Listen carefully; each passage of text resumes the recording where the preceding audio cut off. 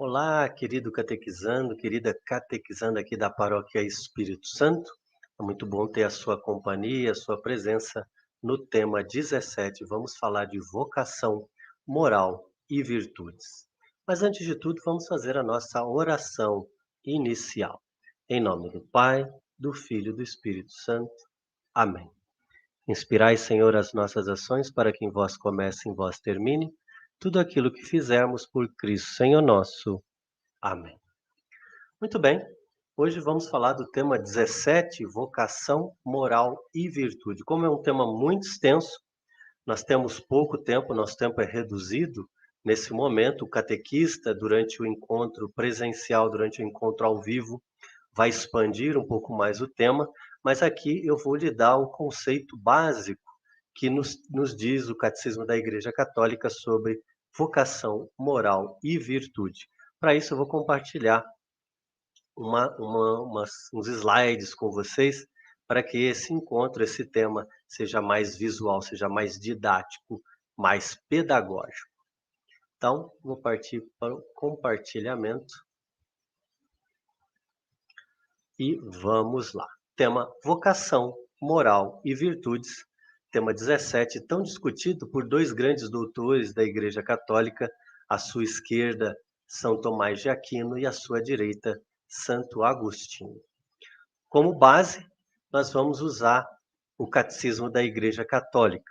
Nós vamos usar do parágrafo 1699 a 1831. Se você tiver o Catecismo da Igreja Católica, já pegue aí para você acompanhar conosco. E nós vamos começar falando de dignidade. Você vai ver que eu vou pular alguns slides porque justamente o nosso tempo é reduzido, então algumas coisas eu não vou falar nesse momento, mas o seu catequista pode expandir com você durante o encontro. Quando nós falamos dignidade, nós estamos falando de algo diferente do que o mundo prega para a gente. Dignidade, para o católico, é você viver conforme as leis que Deus infundiu no seu coração.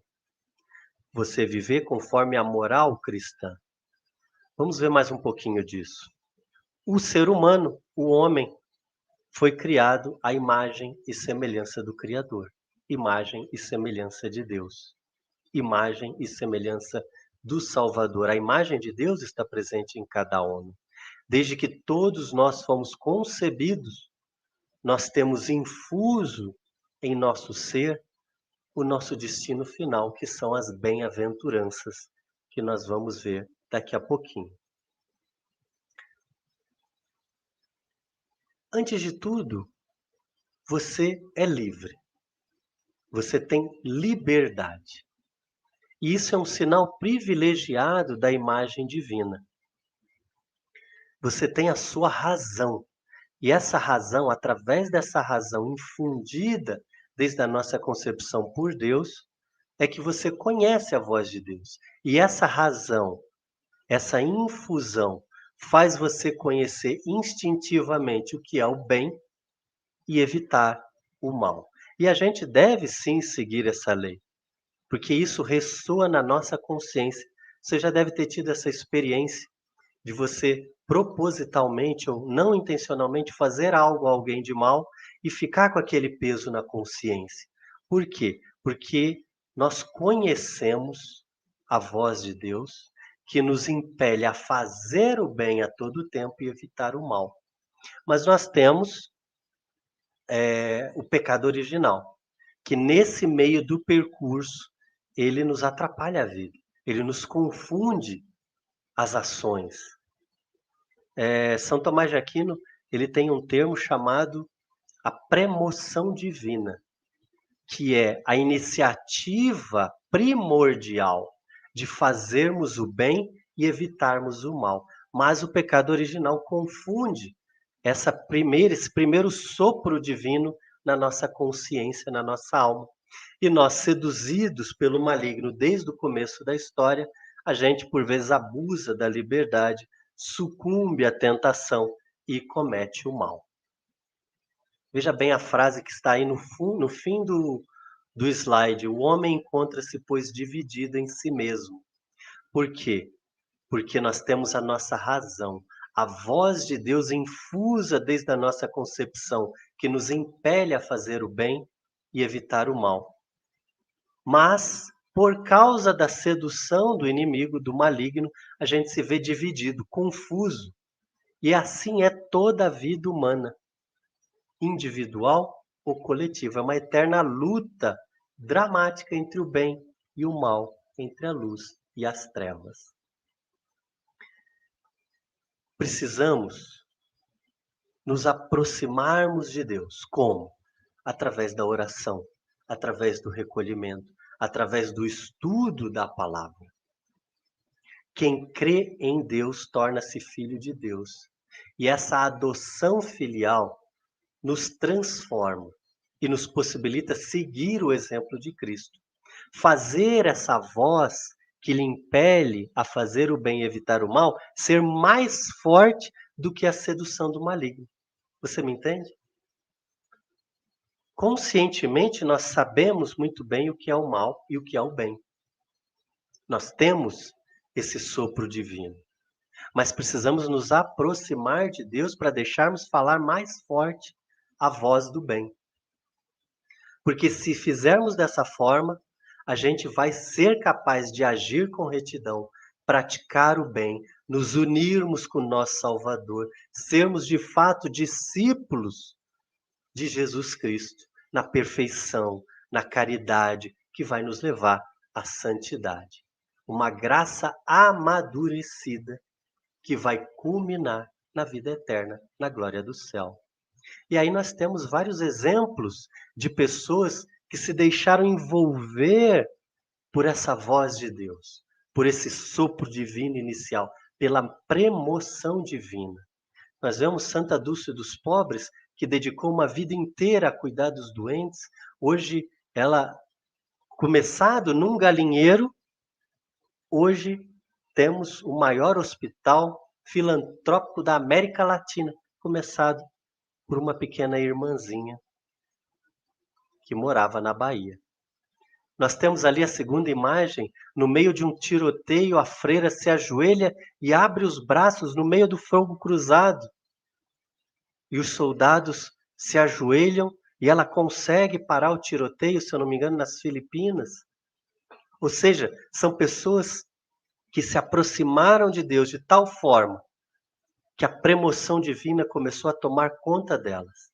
E elas começaram a agir com retidão, praticar o bem, unir-se a Deus de tal forma perfeita que a caridade e a santidade transbordavam delas. E, claro, Madre Teresa de Calcutá, uma vida inteira dedicada aos pobres. Por isso, agora nós vamos falar um pouquinho de bem-aventurança, né? Se você não sabe o que é bem-aventurança, dê uma buscada, dê uma procurada. Procure na internet as bem-aventuranças. O que são as bem-aventuranças? São o rosto de Jesus. Descreve a caridade divina. Exprime exatamente a nossa vocação associados à glória, à paixão e à ressurreição. São os nossos atos e atitudes que caracterizam a vida cristã. Pois você procura o que são as bem-aventuranças, tá? Quando você busca praticar as bem-aventuranças, quando você responde ao desejo natural de felicidade que Deus colocou no nosso coração, todos queremos ser felizes, não é? Responda à pergunta. Você quer ser feliz, né? Só que nós, no mundo de hoje, buscamos a felicidade onde ela não está. Hoje, muitas pessoas sentem um vazio enorme. E elas buscam preencher esse vazio onde realmente não será preenchido. Nas companhias, nas festas, na comida, na bebida, nas compras desregradas. Esse vazio não será preenchido através disso. Mas esse vazio é preenchido com Deus. Porque Deus colocou no homem esse vazio para o atrair ao único que pode satisfazê-lo. Esse vazio que você possa estar sentindo nesse momento só pode ser preenchido por Deus. Porque Deus colocou no homem esse desejo de felicidade, essa sede de felicidade. Você pode ver aí o sorriso santo de Madre Teresa de Calcutá, uma felicidade santa, uma sede que é saciada no amor de Deus. São João Paulo II, Beato Carlo Acutis, se você não sabe quem é o Beato Carlo Acutis, vá procurar, vá buscar. Todos nós queremos ser felizes. E essa felicidade plena só pode ser satisfeita de um modo. Olha que oração bonita. Como é então, Senhor, que eu te procuro? Porque eu quero ser feliz. De fato, quando te procuro, ó meu Deus, é a vida feliz que eu procuro. Faz com que eu te procure para que a minha alma viva. Porque tal como o meu corpo vive da minha alma, assim a minha alma vive de ti. Coloque na sua cabeça, só Deus sacia. Só Deus sacia o vazio que algumas pessoas têm dentro de si. Só Deus sacia a busca da felicidade. Só Deus sacia essa sede que você tem, que parece não ser satisfeita por outras coisas mundanas. Só Deus sacia. E sabe qual é a resposta? As bem-aventuranças. Novamente, se você não viu o que são as bem-aventuranças, pause o vídeo e vá procurar. Procure no YouTube, procure no Google. Porque está aí a resposta ao desejo natural de felicidade. As bem-aventuranças são a meta da existência humana. E a partir do momento que você crer de fato nisso e buscar viver as bem-aventuranças, a sua vida será transformada. Faça esse propósito. Deus nos chama à sua própria felicidade. E aí está a vocação. A sua vocação, a minha vocação, a vocação de todos os nossos irmãos e irmãs que estão no planeta Terra é as bem-aventuranças. Toda a igreja, o povo todo que praticar a bem-aventurança estarão aí cumprindo a sua vocação. Muito bem, nós vamos falar agora de a consciência moral e o juízo da consciência.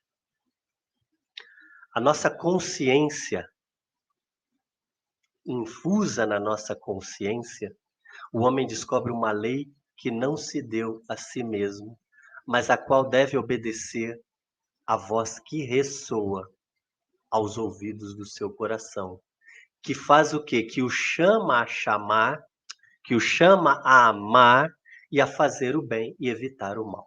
Então nós voltamos lá no início do nosso tema, que no profundo da nossa consciência, infusa na nossa alma, nós temos essa voz que só conseguimos ouvir com os ouvidos do coração, através da oração, do recolhimento, da aproximação que fazemos a Deus, que nos impele a fazer o bem e evitar o mal.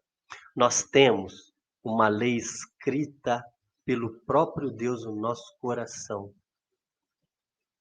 Nós temos uma lei escrita pelo próprio Deus que nos faz fazer o bem e evitar o mal. Mas no meio do caminho, o pecado original, a sedução do mundo, o afastamento de Deus nos faz calar essa consciência inicial e ouvir a voz do mundo e ouvir a voz do inimigo. Nós vamos voltar a falar aí da premoção divina. Aquela ação inicial que São Tomás de Aquino nos diz que temos infusa na alma de fazer o bem e evitar o mal. Mas, Júlio, como que eu faço para ouvir mais fortemente essa premoção divina? Essa lei escrita por Deus que me faz fazer o bem e evitar o mal, sem a interferência do mundo na minha vida? Aproximando-se de Deus, recolhendo-se, fazendo a sua oração matutina, comendo menos, fazendo mais jejuns, fazendo as suas orações vespertinas, fazendo as suas orações noturnas, exame de consciência, me aproximando, estreitando os laços de amizade que me ligam ao Senhor. Então você vê a figurinha aí, como nós vimos no início, a vida do homem, ela é permeada de bem e de mal.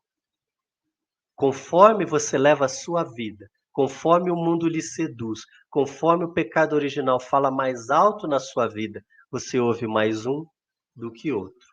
E aquela infusão inicial na nossa consciência vai sendo apagada, vai sendo deixada de lado. Ao passo que conforme você volta o seu olhar a Deus, volta a sua vida de Deus, você vai dando mais ênfase, mais força na lei que Deus escreveu no seu coração.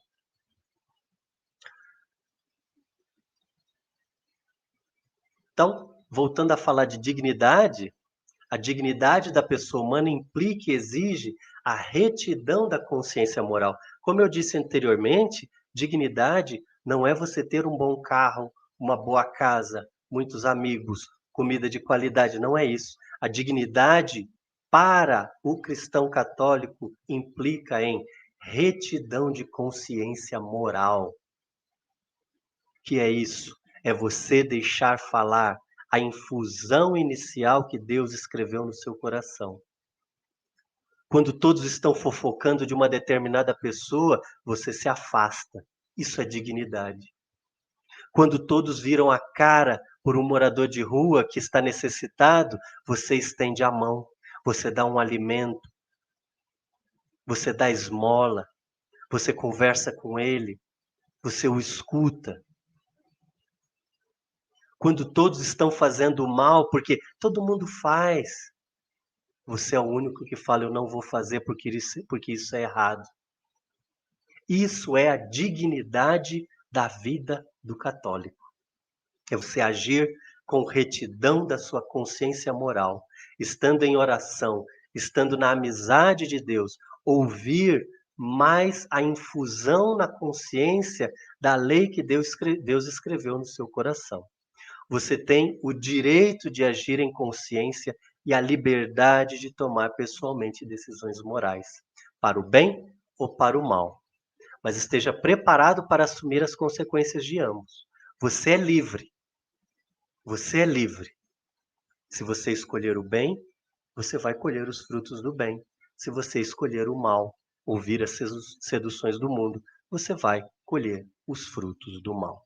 O que vemos hoje em dia são muitas pessoas plantando o mal e querendo colher o bem e dizendo que Deus castiga, que Deus é injusto. Isso é completamente inconsequente e incongruente. Porque se você faz o bem, você colhe o bem. Se você faz o mal, você colhe o mal. Todos nós estamos, como eu posso dizer, todos nós estamos passíveis de cairmos em tentação, de cairmos no pecado. Somos seres humanos. Precisamos sempre buscar a Deus todos os dias, buscar a amizade de Deus todos os dias, o amor de Deus todos os dias. Porque somos fracos, porque somos miseráveis. Nós não buscamos a Deus porque somos fortes. Buscamos a Deus porque somos justamente fracos, precisamos do auxílio divino. Mas se a tentação vier, se você cair, olha o que nos diz a palavra de Deus: tranquilizaremos diante dele o nosso coração, se o nosso coração vier a acusar-nos, pois Deus é maior que o nosso coração e conhece todas as coisas. Ele sabe por que você pecou, ele sabe por que você caiu. O que nós vamos fazer? Vamos nos voltar a Deus com o coração contrito, arrependido. Como nos diz Santo Inácio de Loyola, nos seus exercícios espirituais, vamos chorar o nosso pecado, vamos pedir perdão e não vamos voltar a fazê-lo. Podemos cair? Podemos, mas precisamos nos conscientizar que caímos, que pecamos. Precisamos pedir perdão através da confissão, através do exame de consciência e não voltarmos a fazer. Como essa consciência é formada? Essa consciência que nós estamos falando desde o início do tema é formada durante toda a nossa vida. Primeiramente pelos nossos pais, numa família católica, numa família forte de oração, começa ali a nossa formação. Depois soma-se a formação dos pais, o conhecimento para a prática da lei interior, uma educação prudente através da catequese. Essa educação prudente dos pais com a catequese, ela lhe ensina uma virtude. Ela preserva e lhe cura do medo, do egoísmo, do orgulho, dos ressentimentos, da culpabilidade, dos movimentos de complacência nascidos da fraqueza e das faltas humanas. Ela lhe dá liberdade e gera paz no seu coração. Você vê como essa cadeia intrínseca começa lá na formação dos seus pais. Às vezes você não tem a formação dos pais, então você parte para a formação da catequese. E às vezes você não tem no tempo certo a formação da catequese, e aqui estamos nós, na catequese com adultos, para lhe dar agora essa educação prudente e lhe proporcionar a virtude, lhe tirar o medo, o egoísmo, o orgulho, o ressentimento, as culpas, a complacência. O que é a complacência? Quando você vê que algo está moralmente errado e não fala nada. Libertar das fraquezas, das faltas humanas. Na nossa formação, querido irmão, querida irmã, e aí você precisa entender que a palavra de Deus é luz no nosso caminho. E a gente deve assimilar na fé e na oração, colocando essa palavra de Deus em prática. Deixa eu só ver uma coisa aqui se está certinho. Ok. Colocando a palavra de Deus em prática. Lendo os evangelhos de forma a orar com os evangelhos, que aquilo faça de fato parte da sua vida. Examinar a nossa consciência de olhos postos na cruz. Olhar a nossa vida com os olhos da fé. A partir do momento que você tem uma formação na sua família, na catequese, e aí a sua formação sob a luz da palavra de Deus, você consegue fazer um exame da sua consciência a partir do olhar da fé. Como aquilo que eu fiz ofendeu a Deus.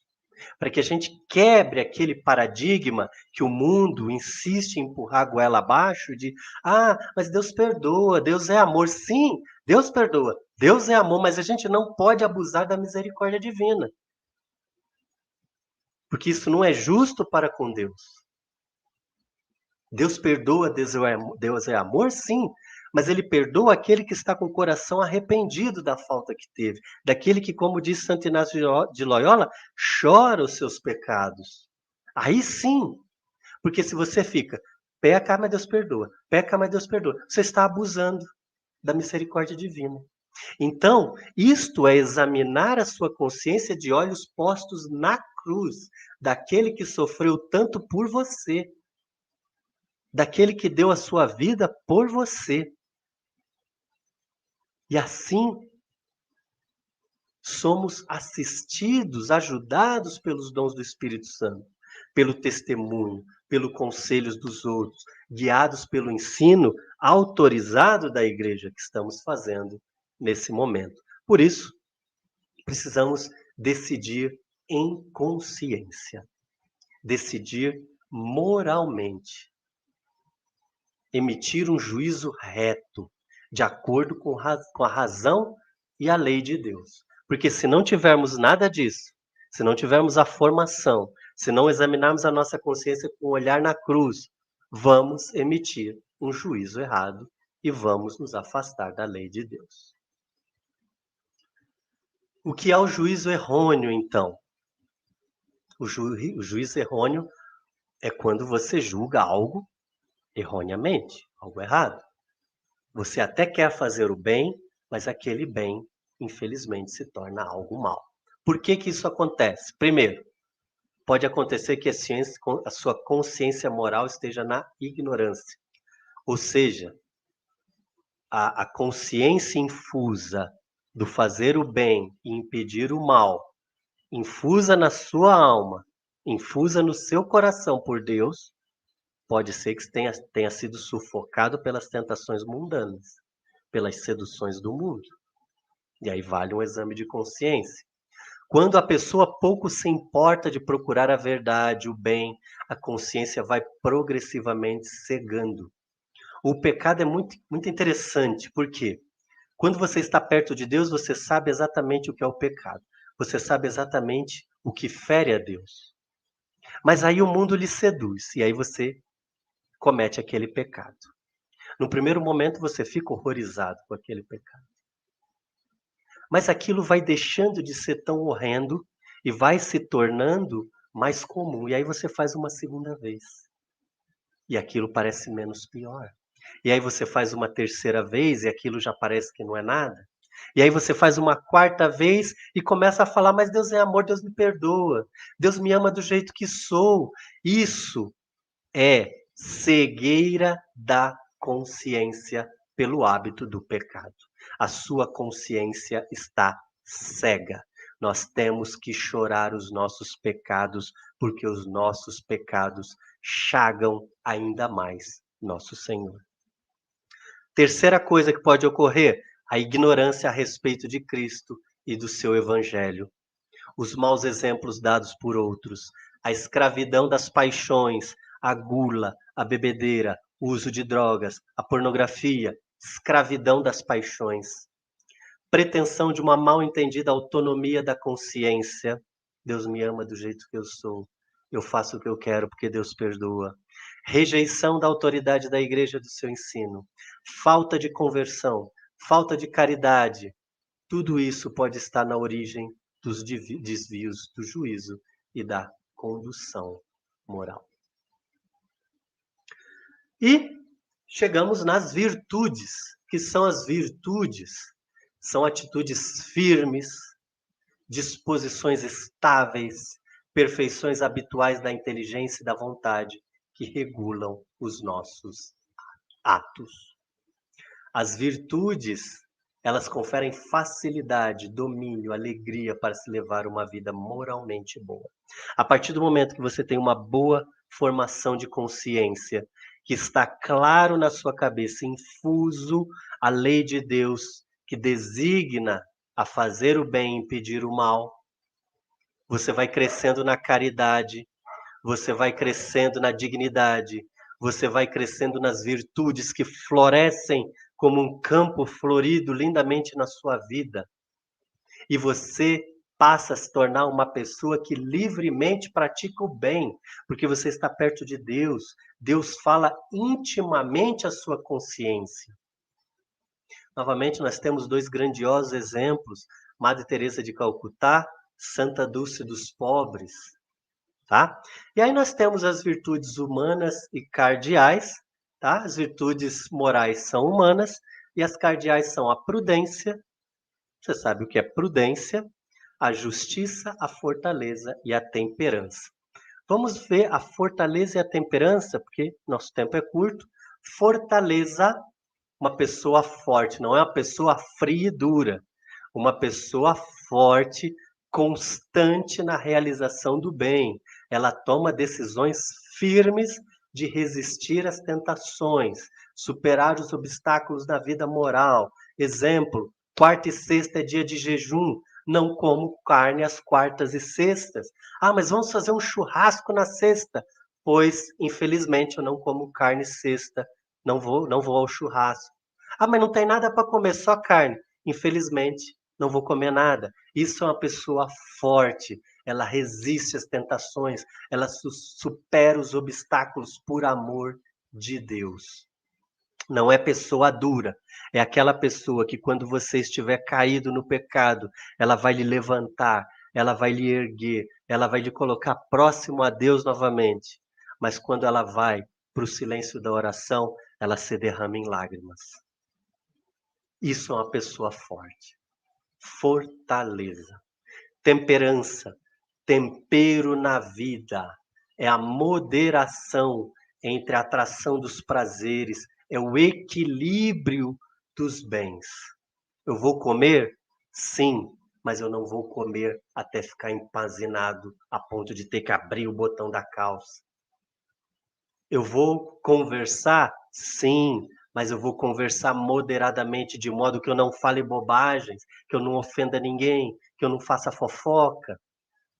Eu vou dormir? Sim, para o descanso do meu corpo. Eu não vou dormir 12, 15, 16 horas. Isso é a temperança. É a gente controlar as nossas paixões, o nosso corpo, para que a gente não seja escravo deles. E por último, as virtudes teologais são a fé, a esperança e a caridade, são as virtudes que se referem a Deus e nos possibilita viver mais próximos à Santíssima Trindade.